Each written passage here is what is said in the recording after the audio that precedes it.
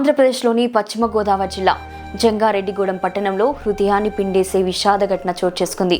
గొంతులో అన్నం ముద్ద అడ్డుపడి 2 ఏళ్ల చిన్నారి ప్రాణాలు కోల్పోయింది. వివరాల్లోకి వెళ్తే తండ్రి ఆంజనేయులు తన కన్నబిడ్డకు ముద్దపప్పు అన్నం కలిపి ప్రేమతో తినిపిస్తున్నాడు. అంతే, అన్నం తినే క్రమంలో అకస్మాత్తుగా అన్నం ముద్ద చిన్నారి గొంతులో అడ్డుపడింది. ఊపిరాడక తల్లడిల్లుతూ చిన్నారి కళ్ళ ముందే నీరసించి స్పృహ కోల్పోయింది. ఏం చెయ్యాలో తెలియక తండ్రి గుండె పగిలిపోయేలా పరుగులు తీశాడు. తన బిడ్డను ఒడిలో పెట్టుకుని జంగారెడ్డిగూడెం ఏరియా ప్రభుత్వ ఆసుపత్రి తరలించాడు. కానీ అప్పటికే ఆ చిన్న ప్రాణం ఈ లోకాన్ని వీడిపోయిందని వైద్యులు తేల్చారు. ఈ వార్త విన్న తల్లిదండ్రులు కన్నీరు మున్నీరవుతూ కుప్పకూలిపోయారు. ఇంటంతా శోకసంద్రంగా మారింది. పిల్లాడి ఏడుపు శబ్దాలు నిన్నటిదాకా వినిపించిన ఆ ఇల్లు ఇప్పుడు మౌనంతో నిండిపోయింది.